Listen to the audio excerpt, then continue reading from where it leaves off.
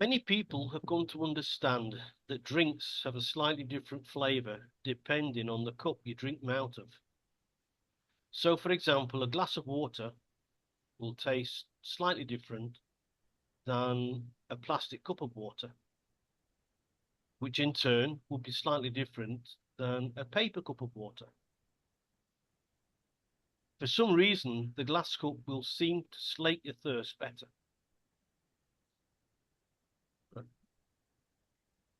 We also know why certain vessels for alcoholic drinks are made differently because of the qualities of the contents going in them. So, for example, a glass of white wine would have a stem to hold the glass, Yeah.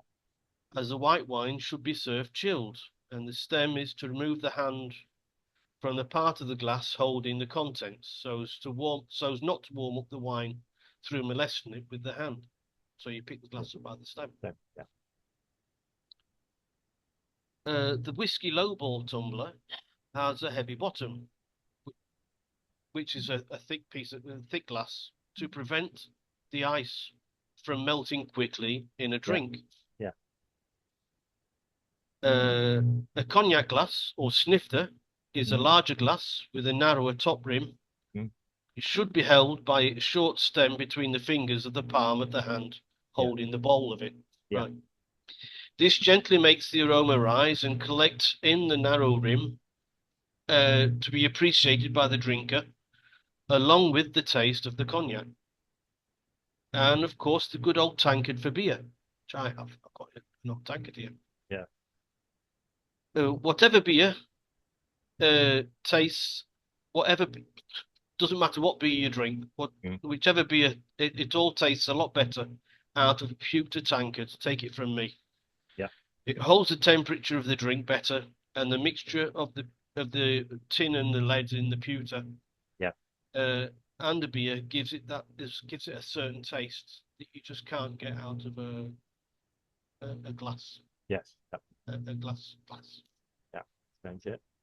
So, just to change tack here, but you're going to understand why presently. Let's talk about one of our national treasures, fish and chips. The history of the dish is a little murky, although the general consensus is that the first fish and chip shop, as such, opened in the 1860s by a bloke called Joseph Malin, an immigrant Jew in Bow, in the city of London. The Jewish community brought the concept of fried fish with them when they arrived in England back in the 16th century from Portugal and Spain.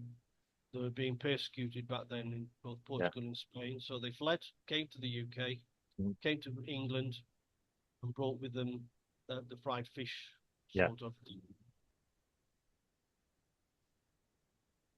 Malin, this guy called Malin, Joseph, he sold fried potatoes from his parents' home at the age of 13 and brought the two foods together to open his first chip shop, like I said, in 1860.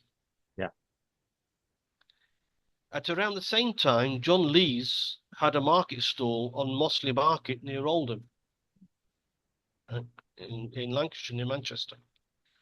So from humble beginnings, either way, so how were the fish and chips served to us? How were they given to us when we went into the chip shop to buy them? They were wrapped probably in brown paper, as was the wont of other shopkeepers like butchers and fishmongers. They always wrap things up in, which funnily enough, if you go to the countryside here, a lot of shopkeepers, they still use brown paper. Yeah. And if you buy, instead of giving you a plastic bag, they'll wrap it all up in brown paper, make a parcel type with string, and that's how you carry it home. Interesting to watch. Now, as fish was plentiful and potatoes likewise, and with easy access because of the train system going from the docks areas to the cities, the ingredients were cheap, which made the food affordable for the even some poorer families.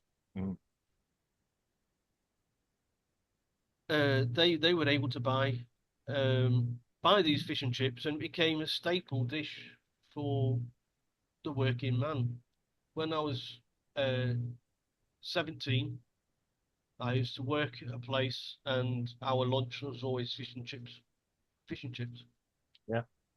quick, easy, cheap, get it done. As a kid, I remember. Oh, sorry, I've jumped a bit there. Definitely, I figured this out. Yeah.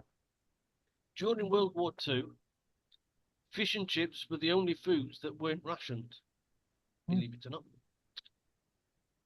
And old newspapers, it was at this time, because of a paper shortage, that old newspapers were used to wrap up the dish to be Mm. taken home. As a kid, I remember eating fish and chips out of newspapers for tea. Mm. Then came the Cod War Yeah. and the shortage of cod in the North Mm. Sea, which Yeah. made some chippies use whiting, a fish Mm. called whiting, which was very similar to cod, Yeah. and also haddock. Mm. Now, I used to like haddock because of the skin. Mm. In my days, when I was a kid, the haddock, it still had the skin on it. I don't know if Yeah. they still do I haddock. think I've not. Yeah. I've not. Yeah. I come. Yeah. I come from That the that, habit. that was one of the batter of the fish and the skin. I loved on haddock. Yeah. In the 1980s, the chippies had to use clean white paper to wrap up the fish and chips, as newspapers were considered a health risk Yeah. because of the ink Yeah. in the newsprint. Mm. Then, of course, polystyrene containers came into play, Mm. and plastic always came into and also came into it as well. Now, I mention all of this, right? So you have to think about everything I've said Yes. Okay. Yes. because of an interesting poll I read the other day, where 79% of the people surveyed said that fish and chips tasted better when wrapped up in newspaper. Why? Well, I think it might be one of two things. So, firstly, those of us old enough to remember eating fish and chips from a newspaper probably had that taste impregnated into our minds. Yeah. Right? So anything else served up any other way, it wouldn't have the same taste. Yeah. And so we'd always say, "Oh, I'm used to that, Yeah. so that's why it's better." Or secondly, just that the different glasses have their uses. So perhaps newspaper has its use also. Like the smell of the hot paper. Mm. It's, newspaper has actually got an old Yeah. newspaper's got right a woody sort of smell. Yeah. You know? And when you throw your salt and vinegar and salt Yeah. and your fat of the fish and everything, and it's all into, and you open it all up and it steams. The Mm. first thing that comes up is the steam of everything that's within the newspaper, and it changes the whole eating experience, Mm. right? We don't just taste food; we see it, we smell it. Yeah. Yeah. Well, Right? yeah. Although sometimes we don't realize it, eating can be a complex mixture of tastes and smells, That's absolutely it. It's all. Yeah. right? A true experience. So, are fish and chips better from a newspaper? Cool. Okay. Um. You got to remember, I'm a little bit younger than you, and probably when I'm young, that's when they started to use the cartridge paper on it. Yeah, cartridge paper, and then wrapped fish and chip paper, sorry, newspaper around the outside of it, a bit of installation. Yeah. Then they stopped doing that. Again, yeah, I can't really compare. I mean, I can taste good fish and chips and bad fish and chips, and we've all got our favorite chippy. Yeah, we say in the UK. Yeah, fish and chip shop. Anyone that's listening is a bit. Yeah, we call it a chippy. And yeah, it's again, I can't really compare because I've probably never tasted it or not knowingly tasted it. I tend to hold things. If I'm about to have fish and chips, I'm normally very hungry at that point. So down it goes. Yeah. Yeah. I mean, I grew up by the sea.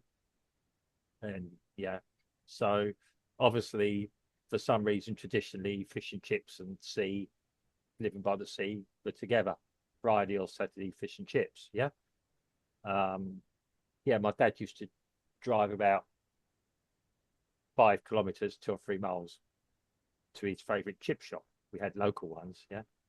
And I always remember then on a Saturday, there was an ex-army guy, I think he was an ex-Gurkha, funny enough, actually bought a old ambulance, converted it into a frying place, a fry, or he bought either converted or something. The set up a business. He used to come stop straight outside our house. So then he got, the locals who went there. Again, yeah, he just wrapped it up in, even then, cartridge paper. Must have been late 70s, early 80s, probably early 80s. Yeah, I always remember the talk of the newspaper.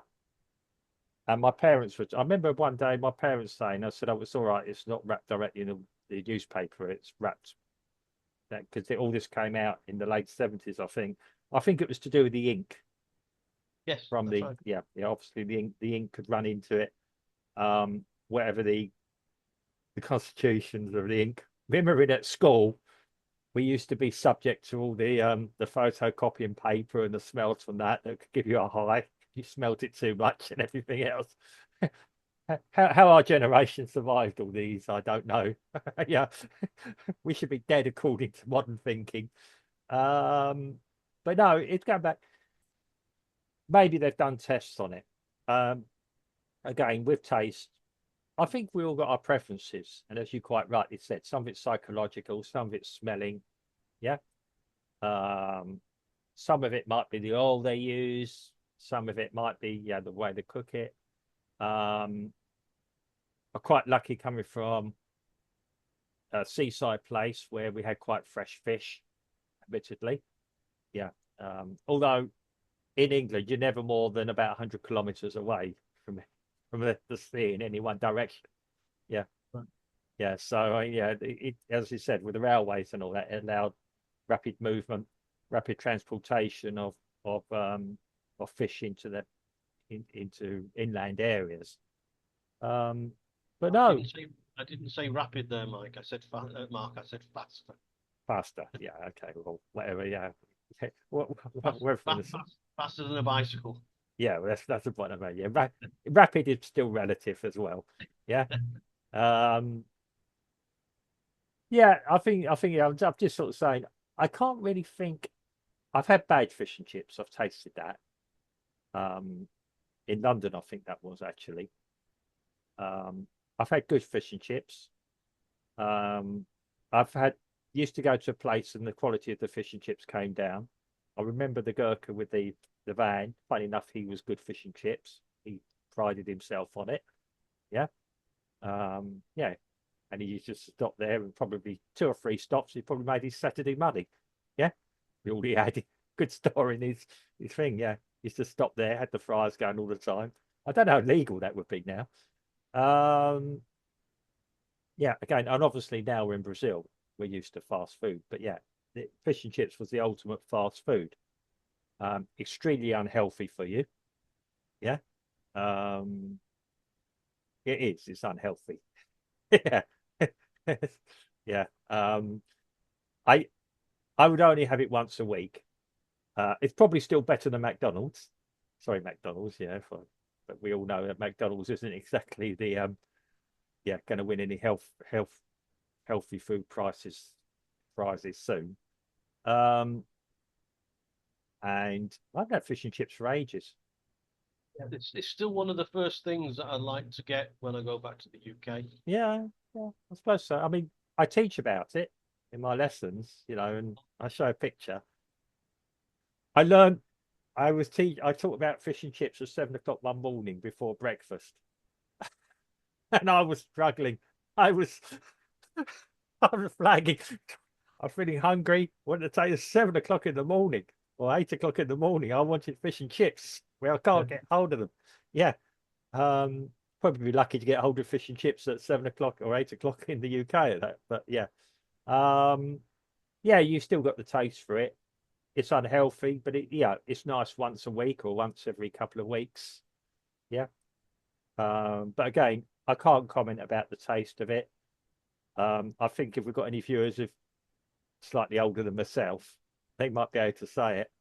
I know I do actually prefer fish and chips from the paper than the. Done on directly on a plate. I don't mind it on the plate, but I don't like it out the polystyrene. There's something that's not normal about that. Yeah, I like yeah. I liked where I lived. We used to go there, get the fish and chips, go and sit on the sea wall, just open up the paper. Yeah, That's another thing that which would make up part of the experience yeah, is the informality yeah, of of it. You know, it isn't something you don't have to have a knife and fork. You use your fingers most of the time when you're eating fish and chips, and you don't have to sit with your shoulders back at a table. yeah. You know, it's just a casual sort of thing that you do. That's something very tasty, lots of Yeah. salt and vinegar. And Actually, yeah, yeah. it's coming near to lunch mark. No, I'm, I'm wanting. yeah, I'm yeah. I'm not feeling it yet. I'm shutting off. I've learned to shut off my emotions on that side of it. Yeah, obviously for obvious reasons. But um, yeah, I've just sort of thinking. When you think about it, your fingers, yeah. When we're worried about the ink off the newspaper and probably when you think about it, you had your ink, you just mentioned something. So you go in your fish and chip shop, you've handled money. If yeah, this had whatever on it, or even your credit card or your yeah, and then you're going across eating with your hand without even washing. We don't all carry wipes, yeah, and you haven't washed your hands, and there you are, yeah, building I'll up your tell you. immune system, yeah, I'll tell you. I was watching a boxing match yeah, some months ago, yeah, and the commentators mm, were very um, free and easy with what they were saying. yeah, You know, and one of the commentators said to the other one, he said, "This next round is going to be a nail biter." yeah. And the other one said, "Not now, and not anymore. It isn't. I've just been scratching my ass."